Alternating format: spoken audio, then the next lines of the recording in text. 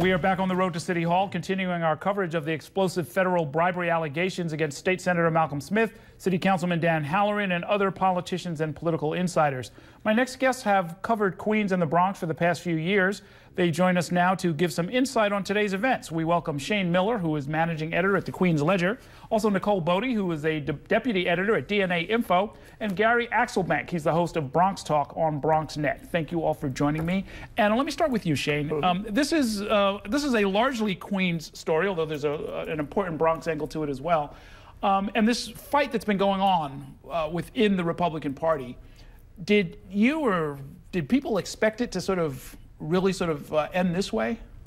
I don't know if anybody could have expected it to end this way. I know you said you had Councilman Ulrich on earlier. He's long said that he does not trust the people who are currently the heads of the Queens County Republican Party, namely Phil Ragusa and Vince Tabone.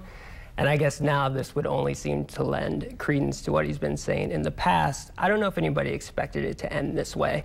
I think if you had asked, there probably would have been some sort of power struggle. Eventually these things would have figured themselves out. There would have been a new chairman of the party that was a consensus of all the different factions of the Republican Party in Queens.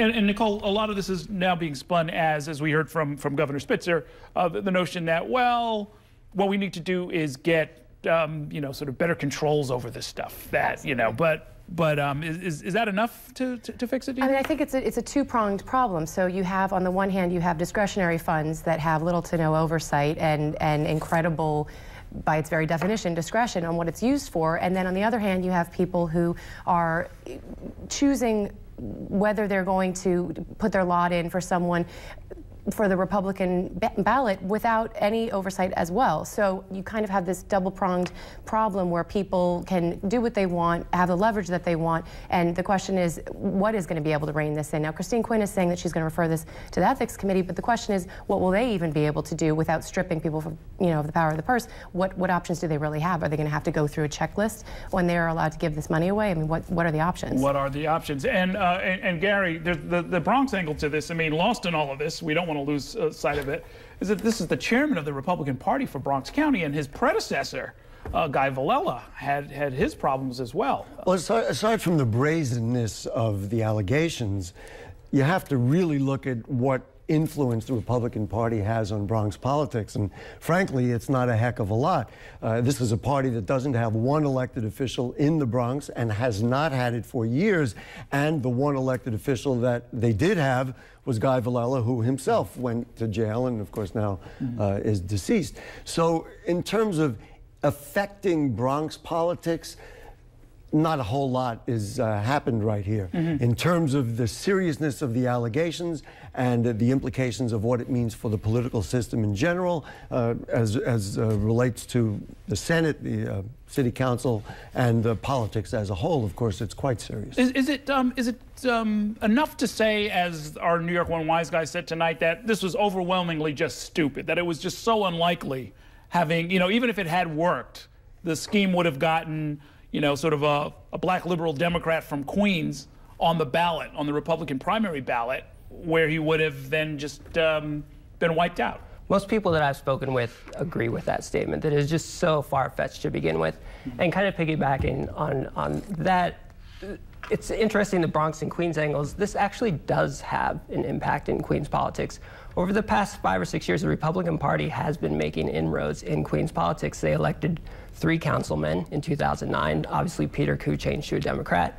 But they were starting to get a sphere of influence, and people were paying attention to what the Republican Party was doing in Queens. And this is hard telling how they're going to come back from this. And I don't want to drag people into it who aren't anywhere near the indictment, but I can't help but think about the Haggerty case. I can't help but think about, frankly, the mayor's role in much of this stuff. When it came to his 2009 campaign and the way he was just kind of throwing money around, so much so that, John Haggerty thought he could just steal some of it. And I went to some of the testimony. The mayor was not paying any attention to where that money was going. He hadn't designated anybody. He didn't know how much it was being spent or what it was being spent on.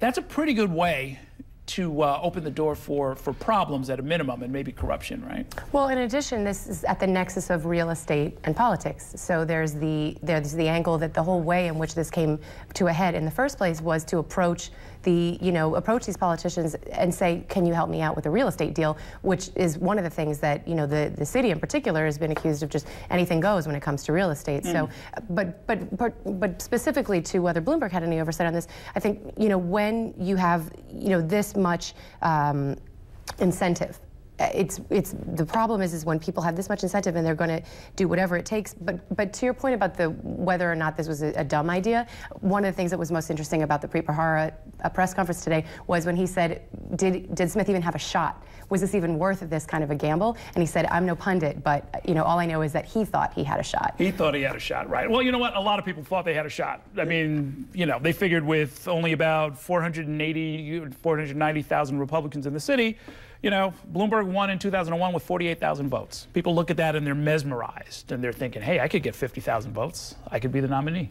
I don't know how literally we should take the transcripts that we saw in the newspaper today, and maybe we were reading into it a little too much, but the comments that this is how politics works in the city, I'd almost suggest that we do a plea deal with the councilman, and if he really knows that this is how politics goes in the city, do tell. I'd like to know a lot more. Yeah. Or is it just this one crazy idea that he was suggesting this is how politics goes? If it is how politics goes in the city, I'd like to know a heck of a lot more about it. What's your sense of it, though? I mean, reading that, I read that in the complaint, and I remember being struck by the idea that I don't believe that. I just don't believe that. I've just seen too many people who are working very, very hard. You know what is interesting in relation to that? This is the fourth senator that's involved in one of these independent coalitions. Well, of course, in this case, it's still an allegation, whereas the other three have gone down. I think it starts to question the motives. Now, we don't want to, paint a blanket over everybody involved, but it starts to question the motives of those involved in these independent coalitions, the last two that we've had, and say, gee whiz, are you really in it because you want to reform Albany, or are you in it for your own advancement? Yeah. For me, the red flag is people say, I want to get things done. And it's like, well, what are those things, and for who? And, and there's usually not a whole lot of follow-up to that. They just say, I want to work across the aisle to get things done. And literally half of the 8 who have been involved are now, 3, of course, have been convicted, and the other one now in serious allegations. They got some things done, yeah. I guess in our last minute, there's this whole issue still out there of some of the names that were in the complaint. They talk about party leader number 1. They talk about some unspecified state senator who presumably represents Spring Valley. That might be David Carlucci, not sure. Do you think there's going to be more to follow? Well, the cooperating witness, right, is the most tantalizing name, question mark, there is out there. Who is he? Who was he that he was so well placed that he could bring in both Smith and Halloran, convince them both that his, intentions were completely legit, and rope them in so deep? I predict somebody at this table is going to discover that before the end of the week. And when you do, I've spoken with, that's what's the top of their mind. Okay. Who is the witness? It's all speculation right now. When you've got it figured out, make sure you call us. Thanks a whole lot for coming by tonight. We've got more to talk about in the future. Right now, we're going to take a break. Then I'll be back with the results of our Snap poll and a preview of tomorrow night's program. Stay with us.